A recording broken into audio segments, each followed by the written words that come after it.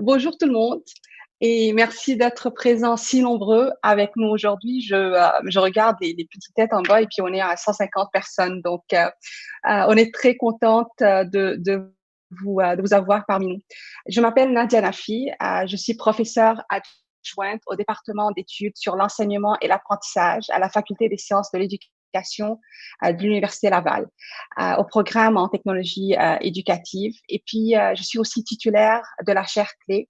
La chaire clé, ça veut dire la chaire de leadership en enseignement sur les pratiques pédagogiques innovantes en contexte numérique, Banque nationale. En plus de 1000 ans d'histoire, l'enseignement supérieur n'a pas connu de bouleversement de cette ampleur. Cela a mis à rude épreuve les bureaux de soutien à l'enseignement et les services équivalents, mais a également mis en évidence leur rôle essentiel et celui de leurs équipes de concepteurs et de conceptrices pédagogiques, d'experts et expertes en enseignement et en apprentissage et de développeurs multimédia, qui du jour au lendemain ont été surnommés les Sherpas des équipes d'apprentissage en ligne, des héros et héroïnes académiques de la COVID-19. Donc, vraiment, ils étaient au centre de tout, ils le sont toujours. Du jour au lendemain, les bureaux de soutien à l'enseignement sont devenus les premiers intervenants. La technologie était le véhicule nécessaire pour assurer la prestation et la facilitation des cours en ligne, mais la technologie seule est un véhicule vide, sans le contenu et les approches pédagogiques du corps professoral. Les bureaux ont été chargés de veiller à ce qu'un enseignement efficace soit dispensé et à ce que le corps professoral soit en mesure d'aider ses étudiants à terminer le semestre. Mais là, on s'attend encore à plein de perturbations, donc il y a beaucoup de travail à faire. Dans un contexte où l'information était incohérente et où le temps était compté, les concepteurs et conceptrices pédagogiques n'ont pas ménagé leur effort pour sauver le semestre d'hiver. Ce n'était pas une mince affaire. Les mandats ont été modifiés, les charges de travail sont devenues incroyablement lourdes et les horaires inhumaines. Les équipes fonctionnaient à l'adrénaline. Il n'y a pas eu de remise en question. Tous et toutes se sont engagés à terminer le mandat. Les concepteurs et conceptrices pédagogiques comparaient l'effort à la construction d'un avion pendant qu'ils le pilotaient. Mais la crise continue. Le Québec, là, on est en zone rouge et le confinement a été renouvelé. Les cours de l'hiver 2021 sont en train d'être préparés. On ne sait pas ce que l'été ou l'automne 2021 nous cache. Dans ce temps d'incertitude, mais de majeures transformations pédagogiques, j'ai le grand honneur d'accueillir 4 héroïnes de la COVID-19. Mesdames Judy Quentin de l'École polytechnique de Montréal, Céline Leblanc de l'Université du Québec à Trois-Rivières, Marie-Julie Babin et Émilie Cassista de l'Université Laval. J'ai planifié 2 tours de questions à mes invités, mais surtout n'hésitez pas à poser vos questions et puis je vais essayer de les faire passer puis à mes invités. Je vais commencer par la première question. Donc, je vais commencer par demander à mes invités de se présenter et puis répondre à une question que je crois tout le monde la demande. Comment votre rôle de conceptrice pédagogique a été transformé par et durant la pandémie afin de mieux répondre aux besoins urgents, d'aider le corps professoral et les facultés à assurer une éducation de qualité pour les étudiants et une évaluation d'apprentissage équitable de leurs apprentissages durant la pandémie? Et puis, quels étaient vos propres besoins comme conceptrice pédagogique pour mieux accompagner cette transition des cours? Je vais peut-être commencer par Marie-Julie. Oui, avec plaisir. Donc, moi, je suis conseillère en formation à la Faculté de médecine de l'Université Laval. Donc, j'accompagne principalement les spécialités de la faculté. Et je dois vous dire déjà que dans mon rôle, on avait des grands défis puisque les programmes de spécialité étaient en cours de réforme pour répondre aux normes d'agrément du Collège royal, mais aussi là devaient malgré la COVID, ceci demeure dans le défi. Donc, on doit réformer les programmes et avec la COVID qui nous a amené vers un passage à distance sens très, très rapide, il y a eu une mobilisation de notre côté, là, de toute l'équipe afin de mobiliser les ressources et les forces.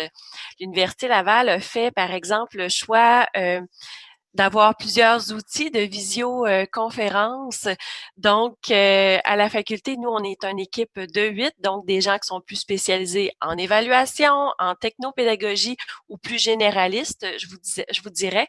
Donc, vraiment, notre rôle a été tourné vers la technopédagogie beaucoup, beaucoup dans cet apprentissage-là, mais aussi avec toute la rapidité à devoir mettre les évaluations en ligne. Et vous comprenez bien qu'à la faculté de médecine, ben, toutes les activités, les laboratoires, tout ce qui était pratico-pratique, mais on devait aussi en apprendre sur les outils qui pouvaient nous aider à ce niveau-là pour que ce soit la réalité virtuelle ou des outils pour poursuivre certaines activités de simulation, puisqu'on a un beau centre de simulation, mais avec la COVID aussi, ben, l'accès pour les étudiants pour les activités en immersion a été mis de côté.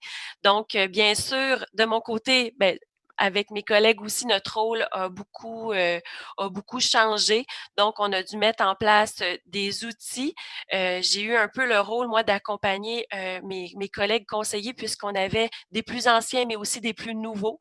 Donc, à mettre en place des structures, des outils pour aller rapidement trouver l'essentiel de l'information puisque nous sommes aussi bombardés d'informations pour adapter, pour qu'il y ait des changements, donc pour que ce soit facile pour une personne d'aller trouver des ressources pour les réutiliser dans les programmes.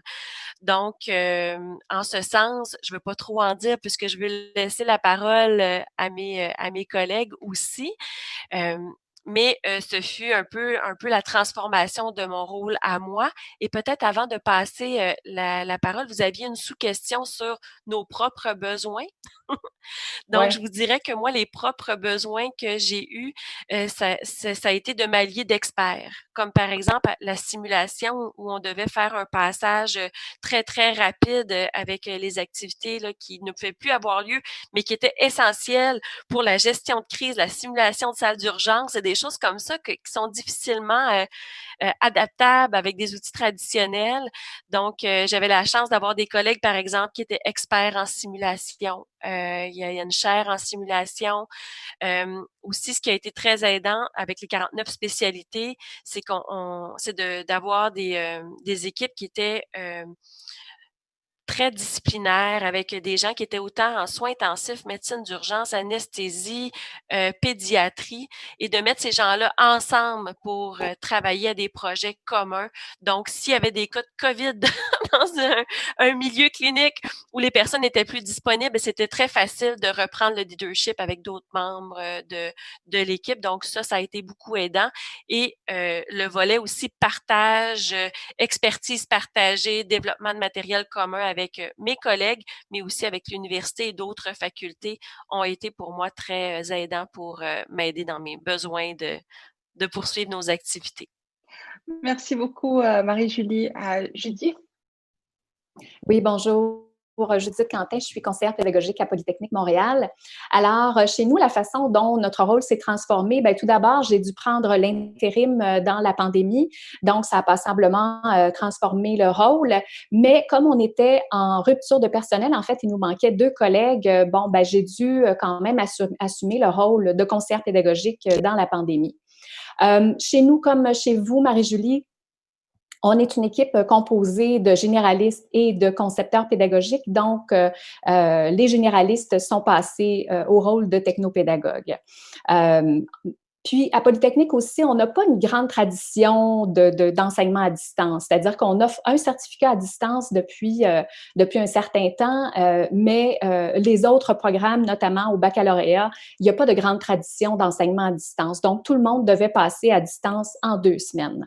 La façon dont le rôle s'est transformé aussi, c'est que les conseillers pédagogiques sont entrés dans les comités aviseurs de l'école. C'est-à-dire qu'on est entré dans des comités stratégiques et décisionnels à l'école. Ces comités-là se penchaient sur est-ce qu'on s'en va dans des modes de commodo, hybride, comment on fait venir les étudiants, sous quelle modalité, est-ce qu'on va insérer du synchrone, dans quelle proportion, etc. Donc, on visait à donner des lignes directives ou directrices à l'ensemble des personnels enseignants qui devaient vivre la transition.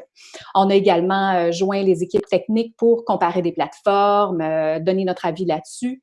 Également, voir comment on allait pouvoir évaluer à distance. J'en parlerai davantage dans ma prochaine intervention. Ensuite de ça, il y a également des canaux qui se sont formés chez les enseignants, donc dans les différents départements notamment. Il y a des canaux Slack qui ont été formés et chargés de cours et professeurs se sont joints dans un même canal et nous ont invités à y participer dans certains départements. Dans les actions qu'on a dû poser rapidement, donc on a rassemblé rapidement des ressources sous la forme d'un site web qui s'intitule Enseigner à l'ère de la COVID-19, qui rassemble des conseils, documents, capsules vidéo, parce que former toutes ces personnes d'un seul coup, c'était impensable autrement.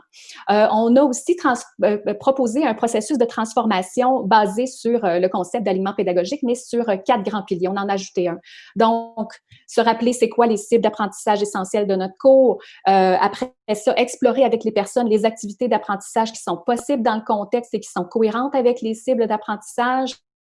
Puis aussi explorer les activités d'évaluation qui sont possibles dans le contexte et qui sont également cohérentes avec les cibles d'apprentissage. Puis le 4e pilier qu'on a ajouté, c'est l'accompagnement et l'encadrement des étudiants, si important à distance et qu'on fait plus dans la spontanéité, dans la présence. Donc, sur le site, on a formé 761 personnes. Donc, pour vous donner une idée, il y a environ 300 professeurs et 600 chargés de cours. Donc, c'est presque tout le monde qui est venu s'auto-former.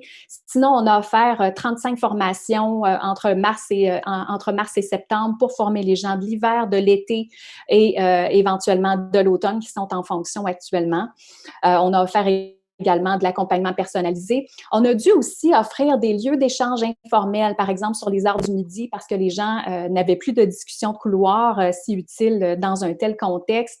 On a mis sur pied une école d'été pour les gens de l'automne. Donc, voilà. Puis, mes propres besoins, je vais terminer avec ça parce que je surveille mon temps sur mon téléphone. Mes propres besoins, travailler en étroite collaboration avec mes collègues à moi et également des collègues de d'autres institutions pour partager vraiment ce qui fonctionne dans le contexte. On s'est allié également des experts des universités avec lesquels on a déjà des partenariats.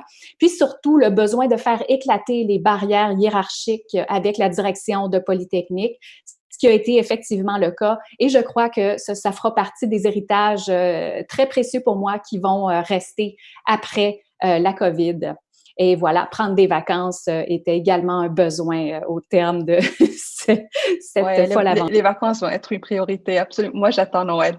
Mais là, on va voir qu'est-ce qui va se passer durant Noël. J'espère que tout va bien se passer, puis on va être correct pour l'hiver. Émilie? Oui, donc bonjour tout le monde, Émilie Cassista.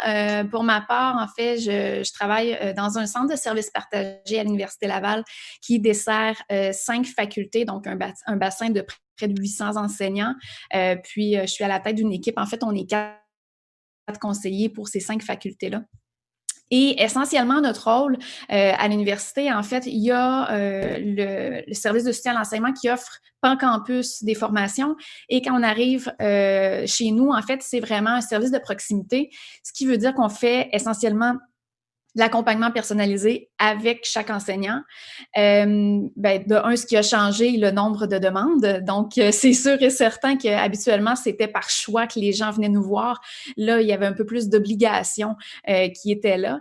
Mais mis à part ça, ce qui a vraiment changé, et ce qui m'a vraiment marqué, c'est au niveau de la relation d'accompagnement. J'aime ça, la présentation avant, on utilisait exactement le même terme que je m'étais noté moi-même. C'est vraiment l'accompagnement avec les enseignants. Oui, avant la pandémie, c'est toujours bon d'avoir une bonne relation de confiance avec l'expert de contenu. Ça nous permet d'aller plus loin, on le sort de sa zone de confort et tout ça.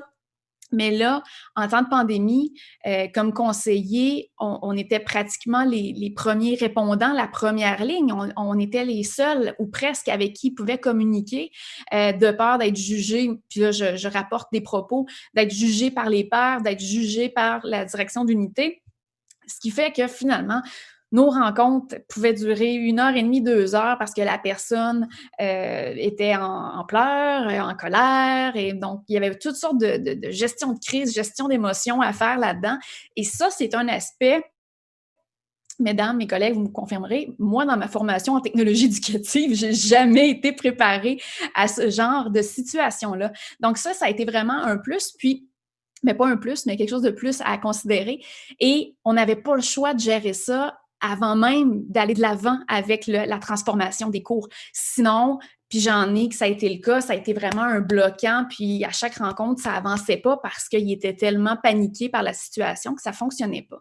Donc ça, c'est sûr et certain que ça a changé du tout au tout notre relation parce que on est devenus presque des thérapeutes. Je veux dire, mon Dieu, on les a écoutés. Si j'avais pu avoir une chaise dans mon bureau pour les recevoir, ils se seraient littéralement allongés pour me raconter tout ça.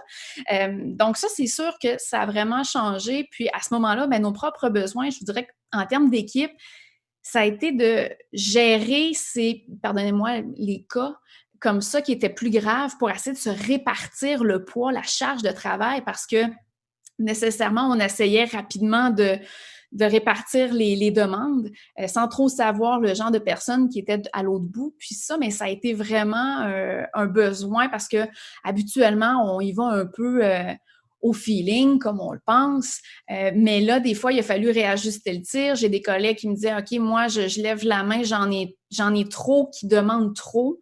Donc là, on essayait de répartir ça. Mais on s'en est quand même bien sorti, je crois. Là.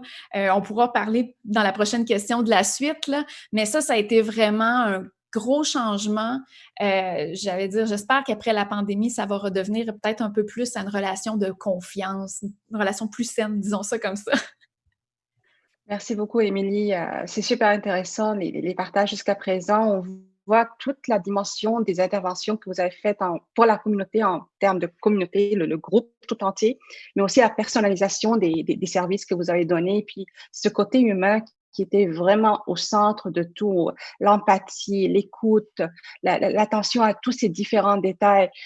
Je crois que quand vous dites on fait de la thérapie, mais vraiment c'est au centre. Sinon, la peur et puis toute la crainte et puis tout le stress que les autres sont en train de passer à travers toutes les interventions qu'on fait, s'ils ont peur, ils peuvent pas vraiment les adapter, les adopter, etc.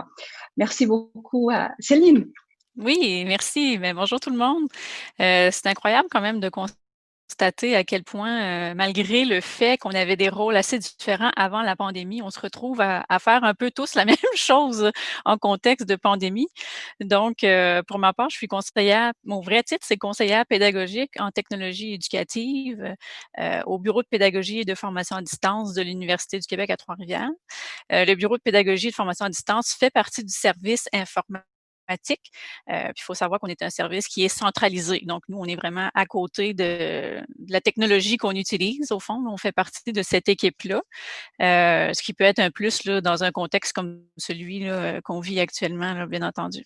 Donc, l'UQTR, juste pour vous donner une idée, là, en fait, on a 460 professeurs et quelques 700 chargés de cours, donc des enseignants qui desservent là, autour de 14 000 étudiants. Au bureau de pédagogie, on est 5 conseillers pédagogiques et 1 coordonnateur. Puis là, on a 1 conseiller pédagogique qui est parti en congé de paternité. Donc, on a 4 conseillers pédagogiques pour desservir 1100 enseignants. Donc, on se plaint pas, là, on est bien content, mais quand même, ça fait quand même beaucoup de boulot. Donc, avant la pandémie, j'avais un rôle de conseillère pédagogique traditionnelle. Donc, je m'occupais des enseignants qui enseignaient en présence, qui avaient des questions, qui voulaient rencontrer la conseillère pédagogique pour faire leur plan de cours, que sais-je, là, bon, ce genre de questions. Quand la pandémie est arrivée, pendant quelques instants, je me suis dit, oh mon Dieu, comment je vais faire pour être utile, moi, dans cette situation-là? Bon, j'ai pas eu le temps de réfléchir vraiment très longtemps. Là. Il a fallu, moi aussi, que je me mette à la tâche, puis que, justement, que je trouve en quoi je pouvais pourrait apporter au reste de l'équipe là, dans cette situation-là. Mes collègues qui sont conseillers pédagogiques avec moi, je disais tout à l'heure que mon vrai titre, c'est conseillère pédagogique en technologie éducative, mais plus conseillère pédagogique et mes collègues sont conseillers pédagogiques en technologie éducative, eux. Donc, eux, ils faisaient du soutien à la technopédagogie, mais ils s'occupaient aussi de développement de cours en ligne en mode asynchrone, un peu comme ce que le Cégep à distance nous a présenté tout à l'heure, avec des experts de contenu qui étaient les profs. Donc, un conseiller pédagogique mettait beaucoup de temps pour développer un cours en ligne. Bon, c'est bien certain qu'avec la pandémie, mes collègues ont vu leurs tâches modifiées vraiment du tout au tout. Donc, ils ont été obligés, ironiquement, de mettre de côté ce développement de cours en ligne-là pour aller finalement soutenir les enseignants qui devaient là maintenant tous passer à l'enseignement à distance. Donc, mes collègues disent qu'ils sont passés de 20 de consultations technopédagogiques à 80 de consultations technopédagogiques. Là. Donc, ça a vraiment modifié beaucoup leurs activités. De mon côté à moi, je faisais déjà de la consultation pédagogique. Donc, c'était déjà un rôle avec lequel j'étais assez familière. Donc, j'ai continué de faire de la consultation pédagogique, mais j'avais tout le temps dans l'esprit la nécessité d'assurer que les enseignants assurent la cohérence pédagogique de leurs cours, euh, même s'ils se retrouvaient en contexte d'enseignement à distance. Donc, mon discours était toujours un peu pédagogique en dessous, même si la porte d'entrée était tout le temps techno-pédagogique. Ce qui a changé peut-être un peu dans notre équipe aussi, c'est ça faisait déjà plusieurs années qu'on avait une adresse générique pour le bureau de pédagogie qui était en place, mais qu'à peu près personne n'utilisait. Donc, les enseignants contactaient directement les conseillers pédagogiques. Mais là, avec la pandémie, on a beaucoup mis de l'avant cette adresse-là. Donc là, les enseignants utilisent cette porte d'entrée-là, puis c'est moi qui relève les courriels. Donc, c'est moi qui les envoie aux collègues concernés. Mais sinon, je peux toujours porter mon grain pédagogique au travers des questions sur les outils. Bon, bref, c'est un peu comme ça que mon rôle a évolué. Nos besoins, quand la pandémie est arrivée, étrangement, nous, on était en train de mettre en place Zoom l'hiver dernier. Alors, quand la pandémie est arrivée, il a fallu déployer Zoom à grande échelle et on a aussi déployé en même temps, ça c'est une décision qui n'a pas été prise par nous, bien sûr, mais on a aussi déployé Office 365 en même temps. Donc, nous, on s'est retrouvés avec des nouveaux outils de collaboration entre collègues et avec l'outil Zoom. Alors, il a fallu s'approprier ces outils-là vraiment à vitesse grand V parce qu'après ça, il fallait soutenir nos enseignants là-dessus. Donc, ça a été quand même un défi assez considérable. Puis pour le reste, là, je dirais que ça ressemble à ce qu'on a vécu ailleurs. Donc, on est obligé de mettre en place beaucoup de formations, tout ça, mais je répéterai pas ce que mes collègues ont dit. Voilà. Merci beaucoup. Donc, je regarde l'heure et puis je vais passer à la deuxième question que j'ai préparée pour mes invités. Donc, vous étiez sur l'adrénaline depuis mars 2020. Vous avez tout fait pour assurer la transition rapide des cours en ligne pour l'hiver et l'été 2020 et pour préparer les cours de l'automne 2020. Mais là, nous sommes passés d'un mode de survie à un mode de réflexion et de transformation. On veut vraiment bénéficier de ce qui arrive. Et puis, comme vous avez dit, il y a des pratiques qu'on veut absolument garder pour après. Donc, nous sommes toutes conscientes que nous n'allons jamais retourner en arrière dans l'enseignement supérieur ni dans nos pratiques. Quelles sont les approches que vous adoptez pour préparer la session d'hiver 2021 et quelles seront vos recommandations aux autres équipes, que ce soit des bureaux de soutien à l'enseignement ou des concepteurs et conceptrices pédagogiques, non seulement pour notre prochain semestre, donc pour l'hiver, mais aussi pour accompagner cette transformation pédagogique post-COVID-19. Est-ce que vous voulez changer l'ordre? Est-ce que quelqu'un veut commencer? On commence. OK, on va retourner à Marie-Julie alors. Oui, alors, ça me fait plaisir. Le temps passe, donc je vais plutôt peut-être vous énumérer des stratégies qu'on a pris pour l'hiver 2021 et des éléments que je pense qui ont été facilitants et qui vont nous permettre aussi là, des petits trucs là, à vous partager peut-être pour la suite. Ce que je retiens de notre expérience, c'est dans notre équipe de ne pas dupliquer les stratégies, les formations. On est une grande équipe, donc parfois, on sait dans l'appropriation des nouveaux outils, on sait partager, par exemple, l'expertise où on avait comme quelqu'un sur qui s'appuyer, même si on devait tous se former, mais dans l'urgence, on a formé un peu des experts. Pour l'hiver à venir, ce qu'on a fait, on a déjà à l'avance envoyé un formulaire à nos équipes enseignantes pour déjà essayer de déterminer les besoins à venir, mais aussi pour éviter que la charge soit trop grande sur le même conseiller, puisque dans la faculté, on s'est un peu partagé les programmes, mais peu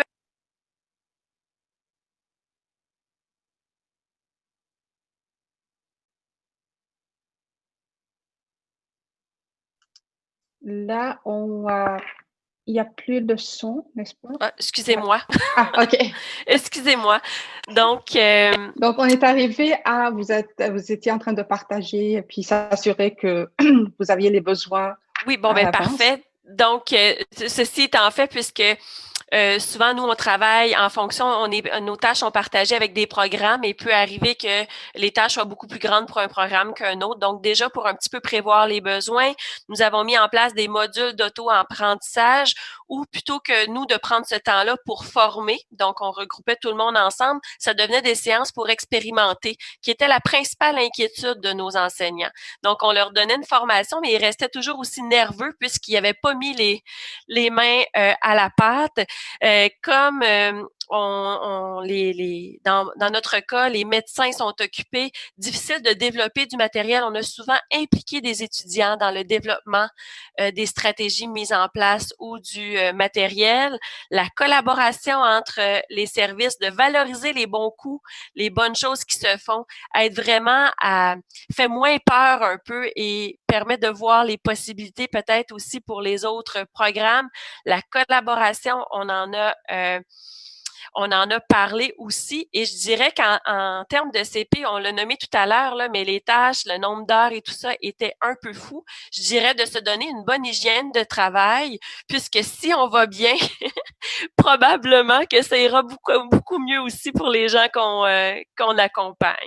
Donc, je laisse la parole là, à mes collègues. Merci, absolument. Si vous tombez, on va tous tomber. Alors, il faut absolument qu'on prenne vraiment soin de chaque personne qui est en train de soutenir le monde entier. C'est super important. Judith? Oui, alors à Polytechnique, un élément qui est un défi important sur lequel on se penche de façon là, beaucoup plus acharnée là, ces temps-ci, c'est l'évaluation à distance. Donc, à Polytechnique, il y a une grande culture de la mesure, c'est-à-dire qu'on a des intras à la mi-trimestre, puis on a des finaux à la fin du trimestre, pratiquement dans tous les cours du baccalauréat. Mais bon, en temps de pandémie, comment dépasser ce défi-là? C'est assez complexe parce qu'on a eu, par exemple, des finaux non surveillés au trimestre d'hiver qui ont été le festival d'un plagiat inégalé.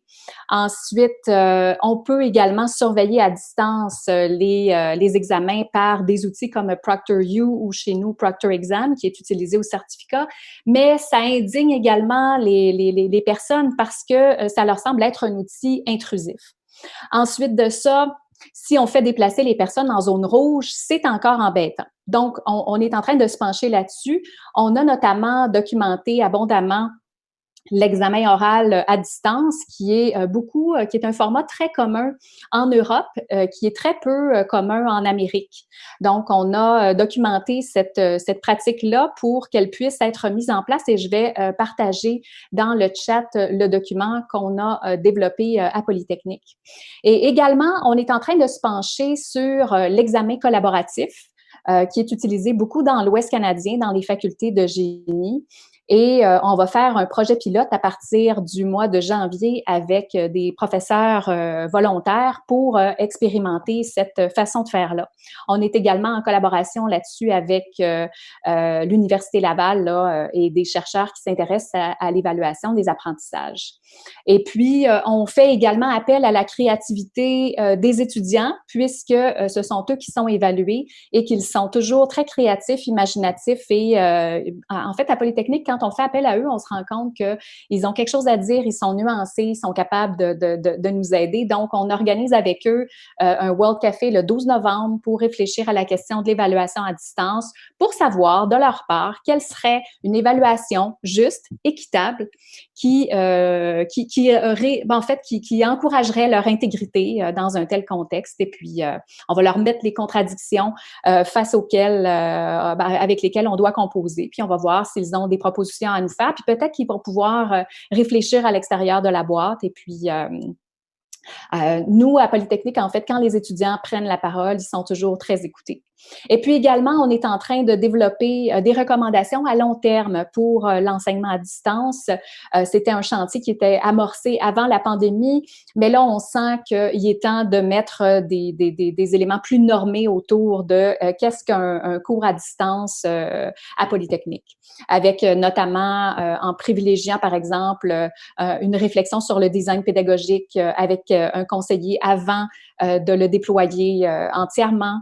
De rendre les ressources ou les capsules disponibles pour les versions en présence, parce qu'on pourrait avoir des cours où il y aurait, quand on a plusieurs sections, il pourrait y avoir une section en présence et des sections à distance.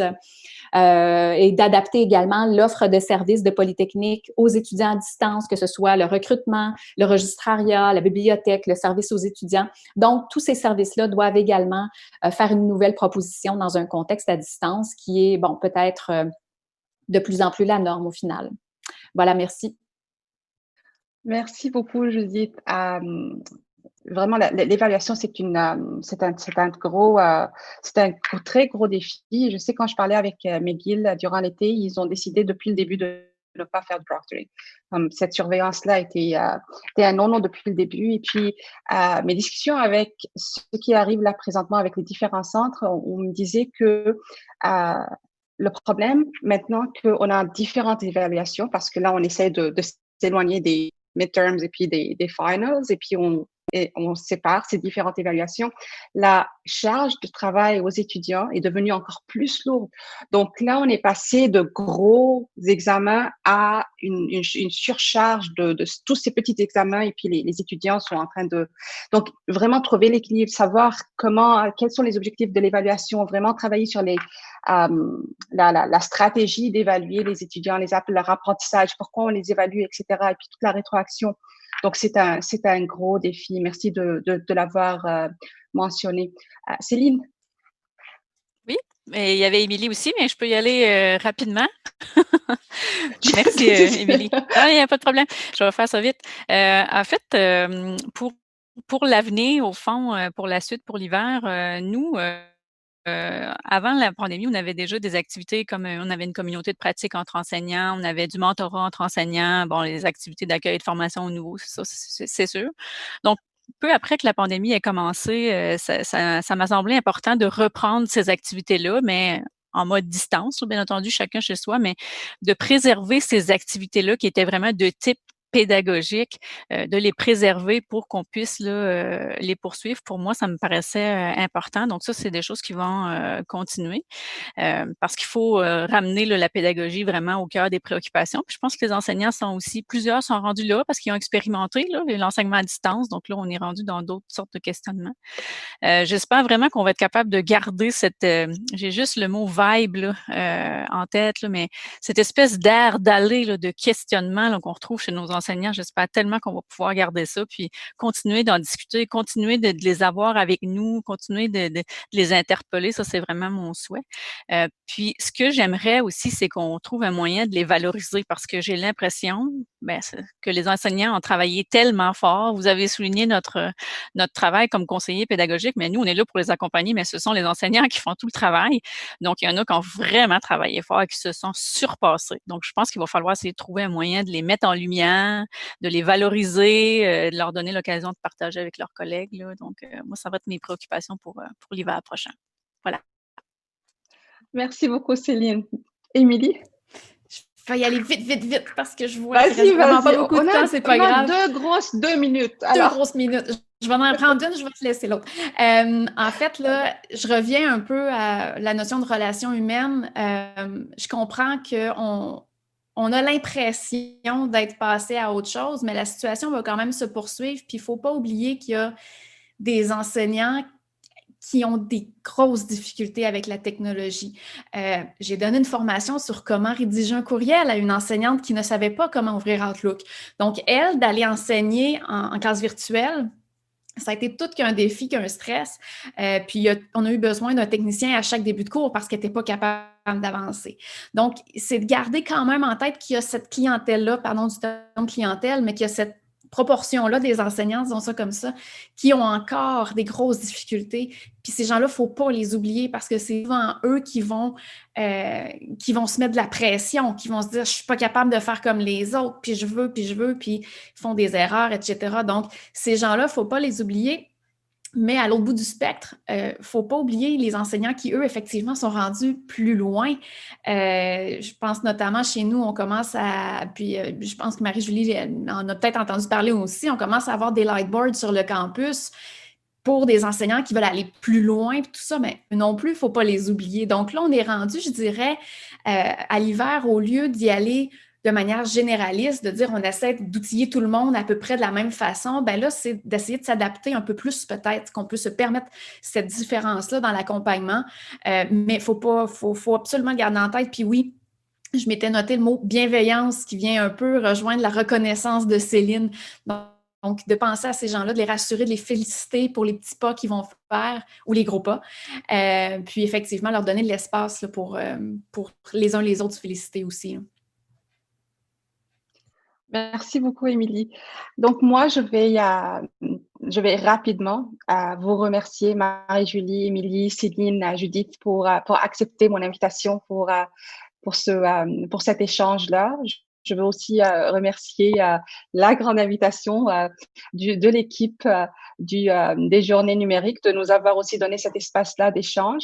Je vous souhaite une bonne continuation, courage et merci beaucoup pour tous vos efforts. Vous êtes vraiment extraordinaires.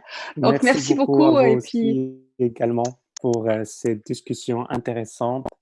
J'ai juste une seule question pour vous. Quel est le nom du logiciel pour surveiller les examens? Oui. Probablement que oui, ça s'adresse probablement à moi. On a déjà utilisé ProctorU par le passé et puis maintenant, on est avec Proctor Exam là, qui offre en fait, qui est un peu moins intrusif que l'outil précédent. OK, super, parfait. Merci beaucoup encore une fois pour votre participation. Bonne journée. Merci beaucoup. Bye bye. À tantôt. Merci, au revoir.